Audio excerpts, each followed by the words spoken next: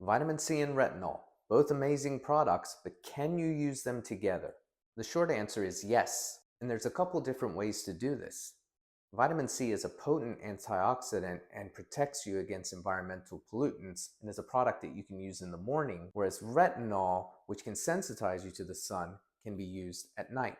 The other option is to use a product like my Zadeh MD Skin RA Therapy, which contains retinol and vitamin C and vitamin E. It's formulated in a special carrier that enhances the absorption of all three ingredients, and something like that you would use at night.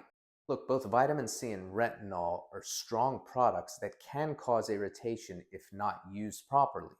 But this is also the exact reason why they work so great together to boost collagen production, improve the appearance of dark spots and fine lines. You just got to know how to use them properly. How do you use your vitamin C and retinol? Let me know and save this post for when you forget.